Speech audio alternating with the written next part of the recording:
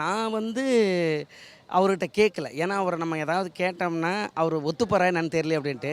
நான் மேக்ஸிமம் இப்போ பராசக்தி ஆடையில இருந்துச்சு கூட போய் சிவகார்த்திகேயன் சார கூப்பிட்டு ஆடுவேன். ஆனா, நான் அதுமாரி இங்கே பண்ண முடியாது, தலைவர் இல்லையா அப்படின்னு. ஆனா, அவரே கேட்டாரு. "நான் உங்க பாட்டுக்கு ஆடலாமா?" அப்படின்னாரு. அப்படியே அந்த குழந்தை முகத்த பார்க்கும்போது அப்படியே மகிழ்ச்சியா இருந்தது.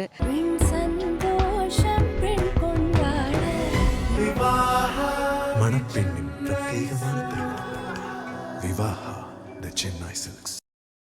எஸ், வீடு, ஸ்கூல்ஸ், ஹோட்டல்ஸ், ஸ்டோர் ரூம் இங்கெல்லாம் பார்ட்டிஷன் வால் கட்டணும்னாலும் இப்போ பில்டிங் போனஸோட first choice Renocon rapid wall panels.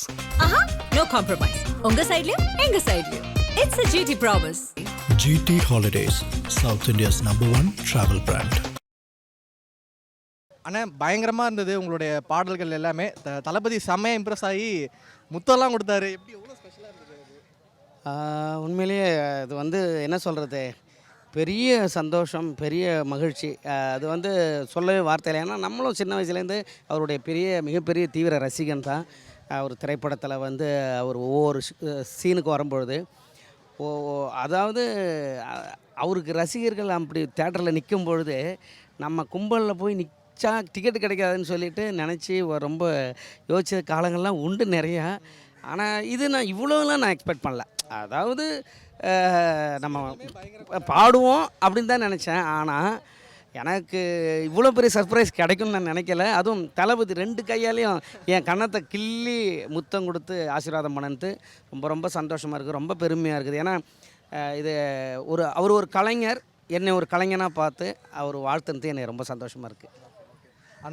ஏன்னா திடீர்னு இப்போ ஒரு இசை நிகழ்ச்சி, கலை நிகழ்ச்சி நடக்க போகுதுன்னா ஓகே கொஞ்சம் ஸ்லோவாக போகுதுன்னு நினச்சிட்டு இருந்தா வந்தோடனே பட்டாசாக கொளுத்தி விட்டீங்க. அதுவும் அந்த முருகர் பாட்டெல்லாம் அந்த மாற்றி பாடணும் அப்படின்னு சொல்லி. ஆக்சுவலாக என்னென்னா, எப்பயுமே நான் ரொம்ப க்ரியேட்டிவாகவே யோசிப்பேன். அதனால தான் 20 வருஷமாக அந்த ஃபீல்டில் இருக்கிறேன்.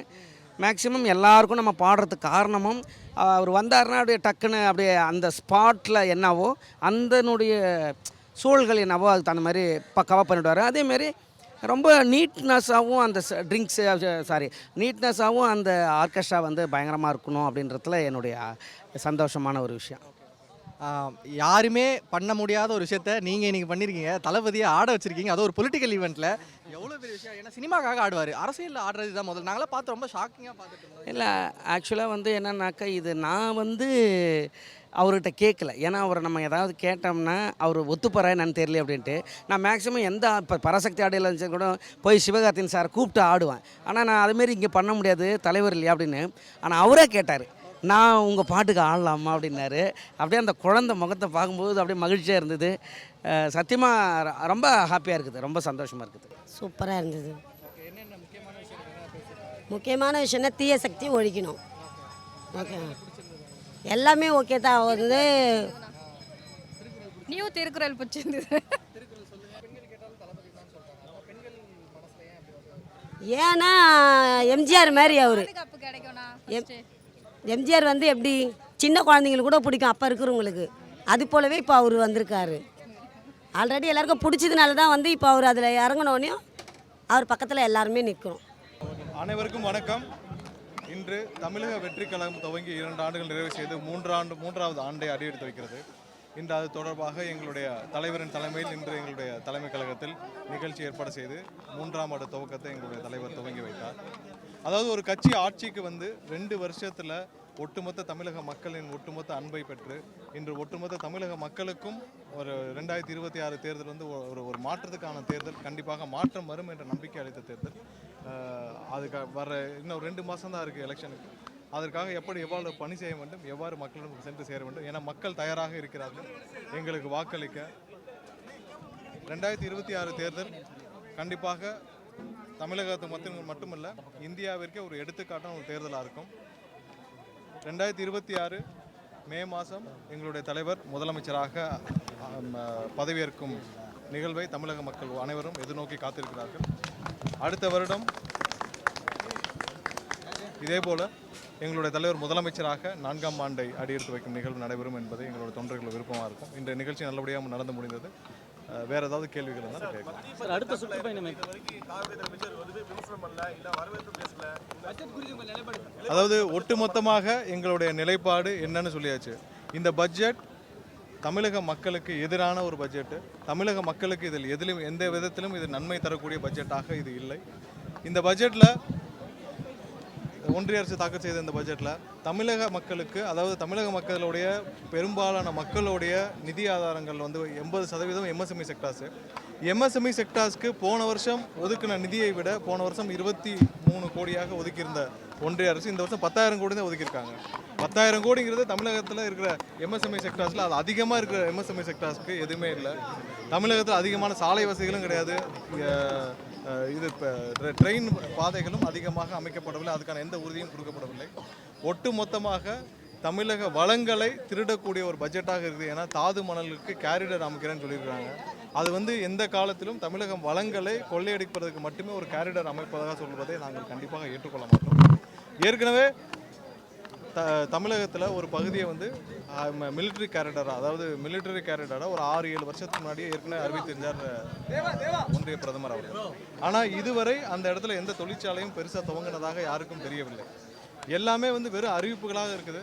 இதுவரை வரி குறைப்பு சம்பந்தமாக எதுவுமே இல்லை. வரி குறைப்பு, ஜிஎஸ்டி வரி குறைப்பு சம்பந்தமாக எதுவுமே இல்லை. அத்தியாவசிய தேவைகள் நிறையா இருக்குது. மூலப்பொருட்கள் விலையை வந்து ஒவ்வொரு நாளும் உயர்ந்து கொண்டே போகிறது. ஒவ்வொரு நாளும் விலைகள் மாறி மாறி நிர்ணயிக்கப்படுகிறது. மூலப்பொருட்கள் உடைய விலைகளை நிர்ணயிக்க ஒரு கமிட்டி கூட அமைக்கவில்லை. அது சம்மந்தமாக எதுவும் இல்லை. ஏன்னா மூலப்பொருட்களை ஒரு திடமாக நியமித்தால்தான் அதோடைய விலையை நிர்ணயித்தால்தான் இன்றைக்கி இருக்கிற சிறு குறு நிறுவனங்கள் அதை வைத்து ஒரு தொழிலை தொடங்க முடியும். ஒவ்வொரு நாளும் தங்க விலை மாதிரி மூலப்பொருட்கள், ரா மெட்டீரியல்ஸோட விலை வந்து ஏற்ற இறக்கமாக இருந்தால் எப்படி தொழில் செய்ய முடியும்? எந்த விதமாக ஒரு அடிப்படை மக்களுடைய வாழ்வாதாரத்திற்கும் மக்களுடைய முன்னேற்றத்திற்கும் ஏற்ற பட்ஜெட்டாக இது இல்லை என்பது எங்களுடைய கருத்து. நாங்கள் எங்களுடைய தலைவரும் தமிழக வெற்றிக் கழக நிர்வாகிகளும் அனைவரும் 2026 தேர்தலை நோக்கி சென்று கொண்டிருக்கிறோம். கண்டிப்பாக இது அனைத்தும் அந்த தேர்தலில் எதிரொலிக்கும் என்பது எனது கருத்து.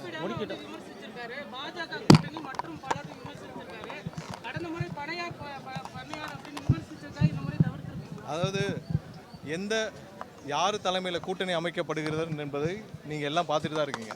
தமிழகத்தில் திமுக தலைமையிலான ஒரு கூட்டணி இருக்கிறது. மற்றொரு கூட்டணியை பாரதிய ஜனதா தலைமையில் அமைக்கப்பட்டுள்ளது. யாருமே வந்து இங்கே என்டிஏ கூட்டணின்னு தான் சொல்கிறாங்க. யாரும் அதிமுக தலைமையிலான கூட்டணின்னு சொல்லவே இல்லை. எல்லாமே வந்து என்டிஏ கூட்டணிங்கிறாங்க. யார் முதல்வர் வேட்பாளர்னு கூட அவங்களுக்கு தெரியலை. ஸோ அதை தான் சூசமாக இங்கே யாருக்கு நடுவில், யாருக்கு களத்தில் யார் இருக்கா, யாருக்கு நடுவில் போட்டிங்கிறது தான். ஒட்டுமொத்த எல்லாரும் அனைத்து கட்சிகளும் மற்ற இருக்கிற 2 கூட்டணி கட்சிகளும் சேர்ந்தாலும் இந்த ஒட்டுமொத்த தமிழக மக்களுடைய ஆதரவு எங்களிடமிருந்து யாரும் மாற்ற முடியாது. ஸோ அது வர தேர்தலில் மக்கள் நீங்கள் சொல்கிற அதே அதிமுகவாக இருக்கட்டும், திமுக இருக்கட்டும், எல்லாருமே வந்து விருப்ப மனுக்கள் விநியோகம், மையம் கல்வி மையம் கூட விருப்ப மனுக்கள் விநியோகங்கிற தேர்தலுக்கான ப்ராசஸில் இறங்கிட்டாங்க. தாவேகா வந்து விருப்ப மனுக்கள்லாம் பெறுகிறதா?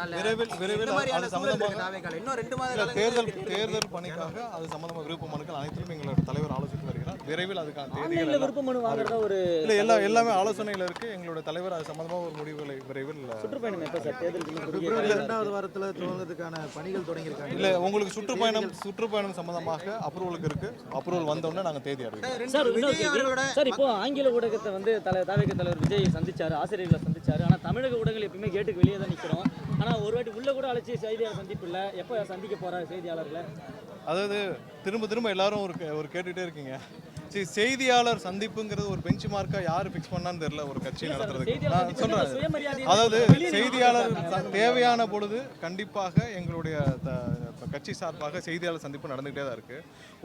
ஒரு சில பேர் வந்து கடந்த 7-8 ஆண்டுகளாக அவங்களுக்கு எந்த ஒரு விசிபிலிட்டி இல்லாத ஒரு சில பேர் தான் வந்து தொடர்ந்து ஒரு நாளைக்கு 3 செய்தியாளர் சந்திப்பை நடத்தி அவங்களுக்கான தேவையான மக்கள்கிட்ட போய் விசிபிலிட்டி எடுக்கிறத பார்த்துட்டு இருந்தோம். செய்தியாளர் சந்திப்புங்கிறது எந்த பெஞ்ச் மார்க்கும் இல்லை. கண்டிப்பாக மக்களை நேரடியாக ஒவ்வொரு நாளும் எங்களுடைய தலைவர் சந்திச்சுட்டு வர்றாரு. தேவையான பொழுது எங்களுடைய கட்சி நிர்வாகிகள் சார்பாக செய்தியாளர் சந்திப்பு நடந்துட்டு தான் இருக்கு. தேவையான பொழுது கண்டிப்பாக விஜய் அவர்களோட இதுவரையிலான மக்கள் சந்திப்பு ஃபுல்லுமே ஒரு லாங் டிஸ்டன்ஸ் சந்திப்பாக தான் இருக்கு. எப்போ வந்து மக்களை வந்து கை கொடுத்து சந்திக்க போறாரு? ஏன்னா எல்லா இடத்துக்குமே ஒரு புரோட்டோகால் படி நடக்கிற மாதிரியே ஒரு குறிப்பிட்ட தொலைவிலே மக்களை வச்சு தான் சந்திச்சுக்கிருக்காரு. வெறும் பேச்சு மட்டும் தான் இருக்கு. எப்போ அவர் வந்து மக்களை கை கொடுத்து சந்திக்க போறாரு? உங்க எல்லாரும் தெரியும், மற்ற கட்சிகள் மாதிரி இல்லை எங்களுடைய தலைவருக்கு. எங்களுடைய தலைவருக்கு இங்கே இருக்கிற லோக்கல் அட்மினிஸ்ட்ரேஷன், அதாவது காவல்துறை சார்பாக எந்த ஒத்துழைப்பும் கொடுக்கறதில்லை, எந்த பாதுகாப்பும் கொடுக்கப்படுவதில்லை. முற்றிலுமாக இங்கே தமிழக மக்கள் அனைவரும் எங்களுடைய தலைவரை பார்க்க விரும்புகிறார்கள். தலைவரிடம் வந்து சந்திக்க வேண்டும் என்று விரும்புகிறார்கள். அதற்கான சூழல் கண்டிப்பாக அமையும். இந்த தேர்தலுக்கு அப்புறம் கண்டிப்பாக அமையும். ஏன்னா இந்த லோக்கல் அட்மினிஸ்ட்ரேஷன் வந்து இன்றைக்கி இருக்கிற திமுகவின் கையில் இருக்குது. ஒவ்வொரு நாளும் எங்களுக்கு ஒரு சின்ன நிகழ்ச்சிக்கு கூட எங்கேயுமே இடம் கொடுக்க அனுமதிப்பதில்லை. ஒரு சின்ன நிகழ்ச்சி கூட எங்கேயும் எங்களுக்கு ஒரு இடம் கூட கொடுக்குறதில்ல. அதனால் ஒட்டுமொத்த தமிழக அரசும் அதோட என்ஜினும் வந்து எங்களுக்கு எதிராக எங்களை எப்படி தடை போடணும் மட்டும்தான் இருக்குது. இதையும் தாண்டி எங்களுடைய சந்திப்பு ஒவ்வொன்றும் நடந்துட்டு தான் இருக்கும். பாதுகாப்பான முறையில், மக்களுக்கு பாதுகாப்பான முறையில் எங்களுடைய தலைவர் சந்திப்பு நடக்கும். நன்றி. முதல்வர் வந்து தூக்கத்தை எழுப்பி விட்டாலும் வந்து உசில் தான் சொல்லுவார் அப்படின்னு சொல்லி கேட்டிருந்தாரு. இவர் வந்து சிவப்பு சைக்கிளை போயிட்டு கடந்த காலங்களில் போட்டு அதே சமயத்துக்கு ஓட்டு போடுவார் அப்படின்ற ஒரு கருத்து முன்வைக்கப்படுது. இல்லை அதில் ஒரு சின்ன திருத்தம். அந்த மாதிரியான ஒரு இதில் எங்களுடைய தலைவர் அந்த சைக்கிள் பயணத்தை மேற்கொள்ளவில்லை. அதை அப்போவே வந்து எங்களுடைய தலைவர் சைட்லேருந்து ஒரு கரெக்ஷன் பண்ணியாச்சு. ஏன்னா அது வந்து ஒரு தவறான புரிதலில் மென்ஷன் பண்ணப்பட்டது அந்த ஸ்டேஜில். அந்த மாதிரியான ஒரு சைக்கிள் பயணத்தை எங்களுடைய தலைவர் வந்து அந்த எண்ணத்தில் பண்ணல. ஏன்னா அது ஏற்கனவே ஒரு சில இடத்துல எங்கள்கிட்ட தனிப்பட்ட முறையில் எங்களுடைய தலைவர் அதை மென்ஷன் பண்ணியிருக்காரு. எப்படின்னா சாதாரணமாக சும்மா வந்து காலையில் ஒரு எதில் போகலான்னு நினச்சேன். அப்போ அந்த சைக்கிள் எடுத்து அந்த சைக்கிள் ஏறி பயணிச்சேன்னு சொன்னார். அதில் எந்த கருப்பு சிவப்பாக எதுவும் தெரியல. எந்தவித உள்நோக்கம் இல்லாமல் போன பயணம். அதை தவறான ஒரு சின்ன அண்டர்ஸ்டாண்டிங்கில் சொல்லப்பட்ட ஒரு கருத்து. அதை நாங்கள் இங்கே திருத்திக் கொள்கிறோம். அது இல்லை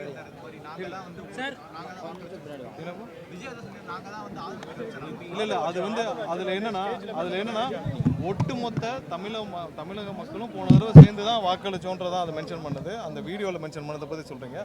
தமிழக மக்கள் அனைவரும் சேர்ந்து நீங்கள் எல்லாம் சேர்ந்து தான் தேர்ந்தெடுத்தீங்க. அவர்கள் இன்னைக்கு எவ்வளோ மக்கள் விரோதமாக செயல்படுறாங்கன்னு சொன்னதான் இது நிறைய தவறான புரிதல் இருக்குது. அதை அதெல்லாம் கரெக்ஷன்